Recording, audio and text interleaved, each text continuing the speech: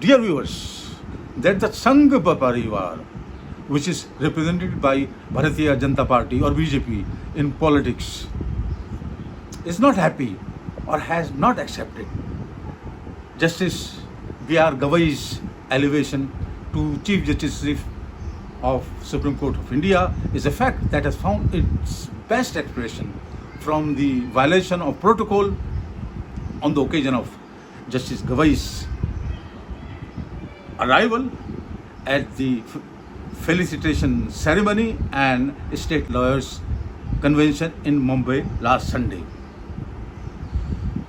For all the right reasons, Justice Gavai expressed his displeasure and anguish at the absence of Chief Secretary and DG of Police of State of Maharashtra. Maharashtra राज्यातला एक व्यक्ती chief justice of India म्हणून महाराष्ट्रात पहिल्यांदा येत असताना महाराष्ट्राच्या chief सेक्रेटरीला किंवा महाराष्ट्राच्या डायरेक्टर जनरल ऑफ पोलीसला किंवा मुंबईच्या पोलीस कमिशनरला तिथे येण्याची योग्यता वाटत नसेल तर त्याबद्दल त्यांनीच विचार करायला पाहिजे की मला प्रोटोकॉलचा बिलकुलही हे नाहीये. मी अजूनही अमरावतीला जातो, नागपूरला जातो तर मी पायलट एस्कॉर्ट घेऊन जात नाही.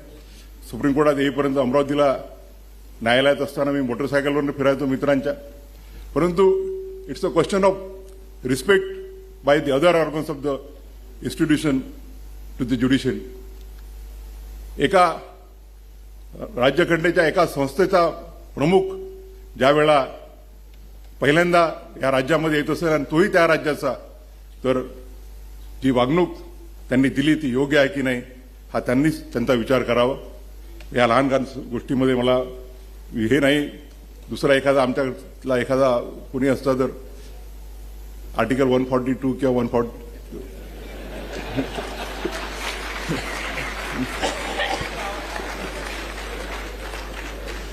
लहान सहान गोष्टी आहेत, पण तुम्ही उल्लेख यासाठी केला की लोकांना कळलं पाहिजे.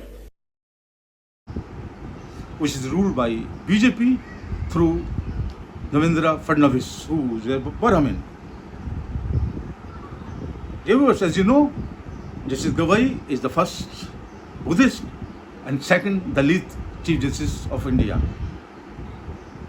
He is the 52nd Chief Justice of India. The first Dalit Chief Justice of India was K.G. Balakrishnan, who was 37th Chief Justice of India. In my view, there are at least two reasons behind Justice Gavai's humiliation. But before I speak about them, I would like to recall that the oath-taking ceremony of Justice Gavai says it all. At that ceremony, while President of India, who administered oath to Justice Gavai, Vice President of India, Linkar, Prime Minister of India, Narendra Modi, and many of his colleagues were present, but none of Narendra Modi's Brahmin cabinet colleague was there. It is very important to know, in my view. The first reason, in my view, relates to Justice Gavai's remarks that he had made soon after his oath-taking ceremony, that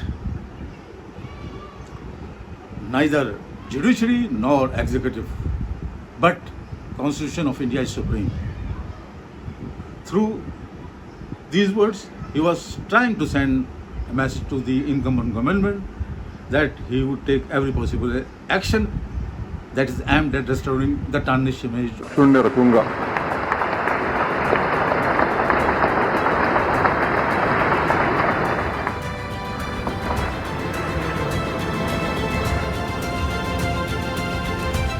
It was in November 2019 that a five-member bench of Supreme Court of India, led by the then Chief Justice of India, Justice Ranjan Gogoi, delivered its Ayodhya verdict, through which, or that highly controversial verdict of that bench paved the way for the construction of Ram Mandir on a site where the historic Babri Masjid once stood. Later, Justice Gogoi was made a member of the Rajya Sabha, while 2 of the 4 puisne judges were elevated to chief judges in due course. The remaining 2 puisne judges, 2 were rewarded suitably, with one of them becoming the chairman of Company Law Appellate Tribunal. Reviewers, the second reason relates to the third and final Anglo-Maratha war. Bank of the Bhima River in the Pune district of Maharashtra. It has a rich history. It was a battleground of one of the last of the Third Anglo-Maratha Wars, and it practically brought to an end the Peshwa rule in 1818. So now let us talk about the Battle of Koregaon. It was fought on 1st January 1818 between the British East India Company and the Peshwa faction of the Maratha Confederacy. A 28,000 strong force led by Peshwa Bajirao II, whilst on their way to attack the company-held Pune, were unexpectedly met by a 800 strong company force. The Peshwa dispatched around 2,000 soldiers to attack the force which sought entrenchment in Koregaon. The company troops defended their position for nearly 12 hours. The Peshwa's troops ultimately withdrew, fearing the imminent arrival of a larger British force. Of the company troops, 275 were killed, wounded or missing. The dead company soldiers of Indian origin included 22 from Mahar community. This battle was very important for the British East India Company, and to commemorate its fallen soldiers, the company commissioned a victory pillar in Koregaon. The inscription of the pillar declares that the forces accomplished one of the proudest triumphs of the British Army in the East. The obelisk was featured on the Mahar regiment's crest until independence. While it was built by the British as a symbol of their own power, today it serves as a memorial of the Mahars. Of 1818, in which Dalits or Mahar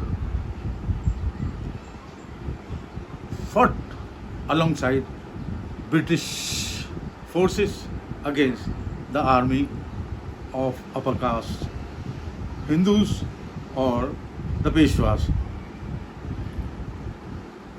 In that war, as you know,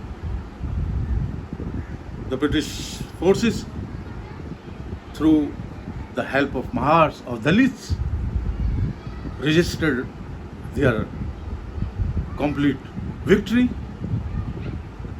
over the Marathas.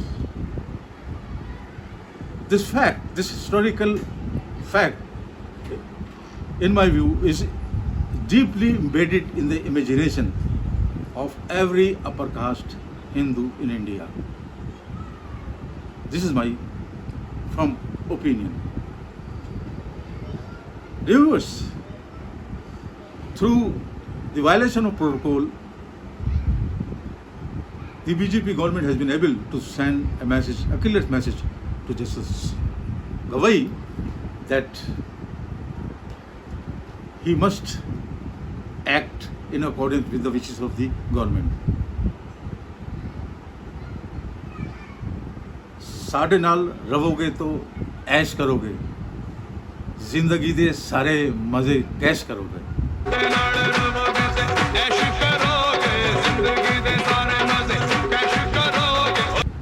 These 2 lines of an Indian song can be translated,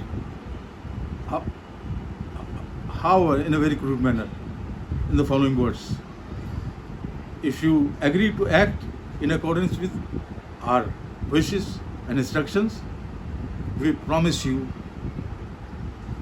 a life surrounded by unimaginable luxury, or in other words, a life full of luxuries such as champagne and caviar and long, frequent stays on the French Riviera. Меня зовут Сарфraz Ahmed, я работаю в Газета, Karachi, Pakistan. أنا Sarfraz Ahmed, نائب رئيس في جريدة Karachi, Pakistan. I'm thankful to Zainab Sarfraz Ahmed for her highly valuable support to this initiative. Caste matters much